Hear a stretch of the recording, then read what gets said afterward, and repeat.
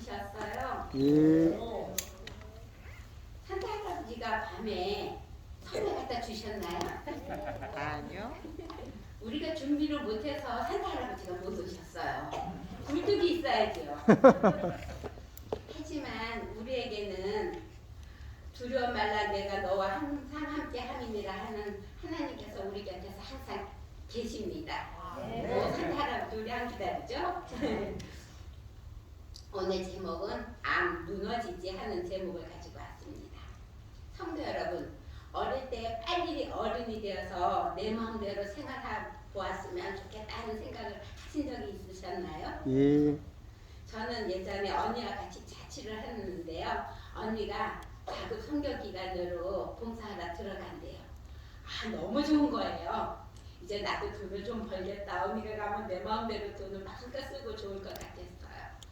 그런데 웬걸요? 언니가 간다고 그러니까 생활비가 너무 많이 드는 거예요. 제가 버는 돈을 저축을 못하고 거기다 생활비로 쓰게 되고 모든 거를 내가 다 책임져야 되니까 너무 힘들더라고요.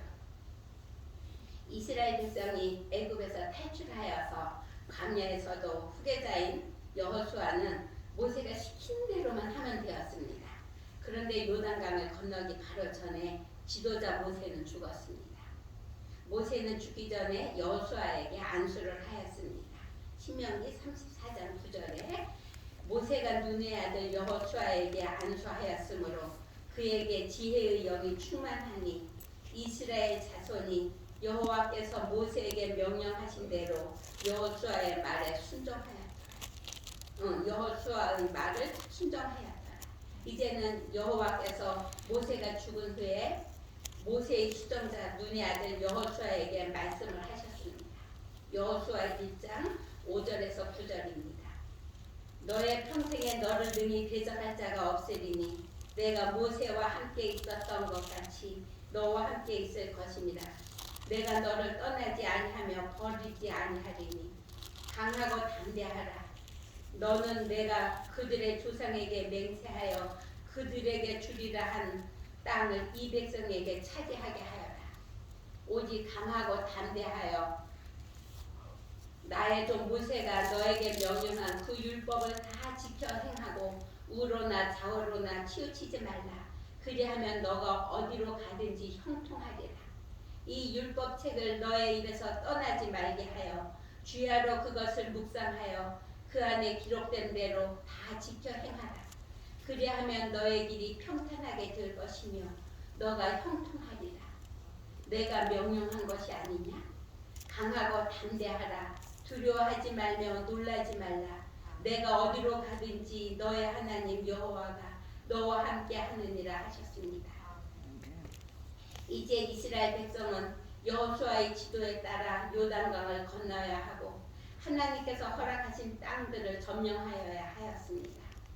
40년 전에 홍해를 건너온 사람들은 모두 광야에서 죽고 오직 여호수아와 갈렙 두 사람만 남았습니다.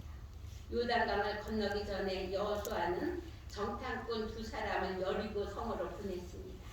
정탐꾼들은 여리고에서 라합이라는 기생집에 들어가서 여리고의 형편을 알아보았습니다. 이 세상의 모든 일들은 순탄한 것이 없습니다. 하나님의 명령에 순종하여 간 정탐꾼들에게도 생명의 위험을 당할 순간이었습니다.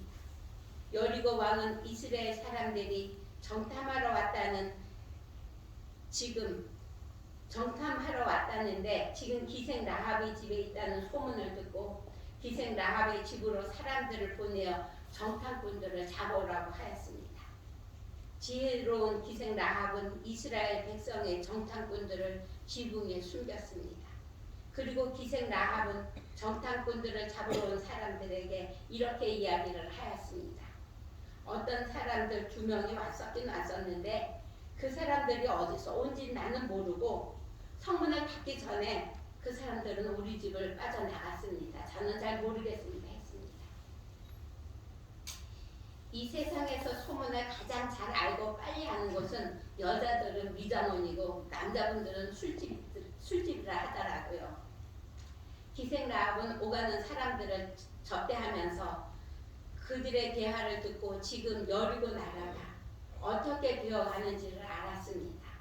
소문에 의하면 이스라엘 백성들이 애굽에서 탈출을 할 때 홍해 바닷가에 왔는데 하나님의 섭리로 바다가 갈라져 마른 땅으로 이스라엘 백성들은 홍해를 건넜는데 그것을 보고 각종 무기를 가지고 따라오던 애굽 군대는 갈라진 홍해에 들어갔는데 갈라졌던 홍해가 다시 합쳐져 무기 한번 써보지 못하고 홍해에서 몰살되었다는 소문을 들었습니다. 기생 라합은 사람들의 이야기를 듣고 과연 이스라엘이 믿는 여호와 하나님께서 참 신이라는 것을 알게 되었습니다. 여리고 왕이 정탐꾼들을 잡아오라고 라합의 집에 보냈던 군인들이 간 다음에 라합은 지붕 위에 숨겨두었던 정탐꾼들에게 올라가서 그들에게 이야기를 하였습니다. 우리 여리고 사람들은 하나님께서 함께 하시는 이스라엘 사람들의 이야기를 듣고 왕으로부터 정신이 혼미하다고 이야기를 하였습니다. 기생 라합은 정탐꾼들에게 약속을 하였습니다. 이스라엘이 여리고를 점령하러 올 때에 나의 부모와 나의 남녀 형제와 그들에게 속한 모든 사람들을 살려달라고 약속을 받았습니다. 이스라엘 백성들은 요단강도 홍해를 건넌 것처럼 넘쳐 흐르던 요단강이 갈라져서 마른 땅으로 건너왔고 여리고 평지에서 이스라엘 백성들은 유월절을 지키게 되었습니다. 이스라엘 백성들은 하나님께 죄를 자백하고 헌신을 하였습니다. 하나님께서 여리고를 멸할 수밖에 없었던 이유를 빛을 저는 사람들 학원 87쪽에는 이렇게 기록되어 있습니다. 여리고 성은 비옥한 평원의 변경에 자리 잡고 있어서 열대 지방의 윤택한 각종 생산물이 풍부했고 사치와 죄악의 소굴인 궁전과 신전이 있고 그 뒤에 육중한 성벽이 둘러있는 이 거만한 여리고 성읍은 이스라엘 하나님께 도전하였다. 여리고는 우상 숭배의 본거지 중 하나인데 특히 달의 여신 아스다롯을 섬기는 곳이었다. 이곳은 가나안인들의 종교 중에 가장 비열하고 가장 부패된 모든 것의 중심이었다고 하였습니다. 여리고는 가파른 경사지 정상에 위치하고 있었고 적들의 침입에 대비하여 성의 높은 곳에 있지만 그곳에 다시 3-4m의 높은 석조로 담을 쌓았습니다. 성문도 굳게 닫혀 있어서 누구도 쳐들어갈 수가 없었습니다. 여호수아는 하나님께서 말씀하신 여호수아 1장 5절에서 9절의 말씀을 기억하며 하나님께 기도를 드렸습니다. 기도를 드리고 눈을 떴을 때 칼을 빼어든 한 무장한 군인을 보았습니다. 여호수아는 소리쳤습니다. 너는 우리를 위하느냐? 우리 적들을 위하느냐? 하였더니 그 군인이 대답하였습니다. 나는 여호와의 군대 장관으로 지금 너에게 왔느니라. 하나님께서는 여호수아 6장 2절에서 17절에 여리고 성을 어떻게 무너뜨려야 하는지를 여호수아에게 알려주었습니다. 하나님의 명령은 인간의 생각으로는 납득이 되지 않는 명령이었습니다. 하나님께서는 이스라엘 백성에게 여리고 성을 하루에 한 번씩 조용히 엿새 동안을 돌라고 말씀하셨습니다. 사무엘상 15장 22절입니다. 순종이 제사보다 낫고 듣는 것이 수양의 기름보다 나읍니다. 여호수아와 이스라엘 백성들은 하나님의 말씀에 순종하였습니다. 하나님께서 이스라엘 백성과 함께 하심으로 그 높은 여리고 성에 사는 여리고 군인들은 여리고 성을 도는 이스라엘 백성들을 보고도 그들에게 무기로 대항할 수가 없었던 것입니다. 일곱째 날에는 이스라엘 백성들이 하나님의 말씀에 순종하여 제사장들이 부는 양각 나팔 소리에 맞추어 외쳤습니다. 하나님의 능력으로 순식간에 그 웅장한 성이 무너지고 말았습니다. 하나님께서는 여리고 성에 있던 모든 것, 남녀노소와 소와 양과 나귀도 남기지 말고 다 칼날로 멸하라고 말씀하셨습니다. 하지만 여호수아 6장 25절의 말씀입니다. 오직 기생 라합과 그의 아버지 가족과 그에게 속한 모든 것을 살렸으므로 그가 오늘까지 이스라엘 중에 거주하였으니 이는 여호수아가 여리고를 정탐하려고 보낸 사자들을 숨겼음이더라. 여리고 성의 전쟁은 하나님의 말씀에 순종한 이스라엘 백성들이 대승을 하였습니다. 라합은 기생이었지만 하나님께서 인도하시는 이스라엘 백성들을 보고 하나님과 함께하면 하나님께서 인도하실 것이라는 것을 확신하고 하나님을 선택하여 본인과 가족도 구원을 받았습니다. 라합은 이방 여인이고 직업도 기생이었지만 이스라엘의 유다 족속으로 시집와서 예수님의 족보에 당당히 이름을 올렸습니다. 성도 여러분, 우리도 여호수아처럼 하나님의 말씀을 믿고 순종하여 여리고 성과 같이 도저히 무너뜨릴 수 없는 높은 암이란 성벽을 무너뜨립시다. 아멘. 그리고 그리고 이방 여인이고 기생이지만 아버지의 가족과 그에게 속한 모든 사람을 구원한 것 같이 우리도 구원받고 우리를 아는 모든 사람들도 하나님께 인도하여 다 구원받아 함께 하늘로 갑시다. 저의 경험담을 전해드리겠습니다. 제가 광진구 구이동에서 문서전도를 할 때였습니다. 구이동은 가운데 어린 대공원이 있어서 방문할 곳이 별로 없는 곳입니다. 어린이 대공원에 원장님을 만나러 들어갔습니다. 직원 사무실을 통하여 원장님 사무실로 들어가는데 처음에는 우리가 누군지 모르니까 직원들이 잘 안내해 주었습니다. 원장실로. 그래서 잘 들어갔어요. 그랬는데 원장님의 우리가 가서 이야기를 하고 나오는데 원장님의 인상이 별로 시큼지 않았어요. 좋지 않았어요. 그래서 그 다음에 들어갈 때부터는 직원들이 우리를 들어오는 걸 싫어하는 거예요. 어떨 때는 우리가 보면 원장이 있는 것 같은데 원장님이 없다고 들어가지 말라고 하는 때도 있었습니다. 그렇게 원장님실을 다니면서 시조와 가정과 건강을 드리고 읽어보라고 참 좋은 책이라고. 그리고 가서 그 다음 달에 또 가면 원장님이 하는 말이 바빠서 그 책을 못 읽었대요. 그 얇은 책을. 그러니까 읽기 싫고 우리 책을 구입하기 싫은 겁니다. 그래도 갈 데가 없으니까 매달 한 번씩 거의 1년을 그렇게 따라다녔어요. 그런데도 전혀 책을 읽어봤다는 이야기를 안 합니다. 저희도 이제 지칠 때도 지쳤어요. 그렇게 지쳐서 정말 이제는 가기 싫은 거예요. 정말 하나님께서는 제가 항상 말씀드리지만 너무 짓궂은 아이 같아요. 이때는 들어줬으면 그래도 문서전도 책이라도 한 권이라도 해야지 돈을 들고 집에 들어가는데 정말 참 짓궂은 하나님입니다. 그래서 이제 좀 얼마 있다가 또 갔어요. 그래도 갈 데가 없으니까 어린 대공에 또 들어갔어요. 들어갔더니 원장님께서 너무 반가워하는 거예요. 우리를 보고 구세주가 왔습니다. 당신들은 구세주입니다. 아니 우리가 어떻게 구세주가 됩니까? 그랬더니 우리를 기다렸대요. 왜 기다렸냐 하면 이분이 딸이 중국어과를 나와서 중국어도 아주 잘했나 봐요. 그러고 미국에 가서 유학을 해가지고 영어도 잘했는데 요즘 취업할 때가 참 없잖아요. 인재들이 많고 그랬는데 태강산역 초등학교에 중국어 교사를 모집한다는 공고문이 나온 거예요. 그래서 거기를 딸을 들여보내려고 하는데 재림교회 교회 다니고 재림교회 목사님의 추천사를 받아가지고 오라 그랬대요. 근데 재림교회 다니는 사람은 아는 사람이 저하고 같이 문서전도 하는 집사님하고 둘 사람밖에 아는 사람이 없는 거예요. 그런데 우리가 올 때를 기다렸는데 자기가 냉대를 했으니까 몇 달 우리가 안 갔으니까 이제는 우리가 안 갈 거라 생각을 한 거예요. 우리 딸 거기에 취업을 하면 좋겠는데 할 길이 없는 거예요. 근데 이분이 어렸을 때 성결교회를 조금 다녔대요.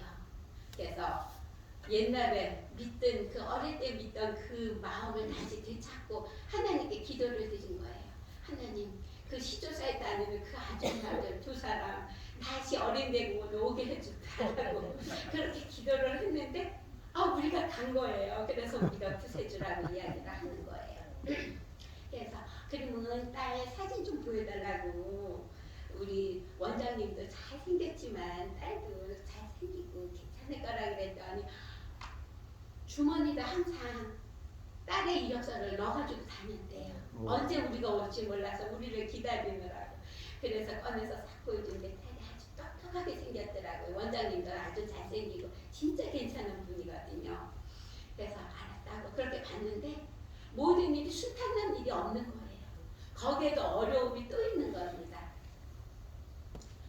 뭐냐 하면은 목사님의 추천서를 가지고 가야 되는데 그때가 겨울이었는데 동중한 합회 목회자들의 협의회가 있었어요.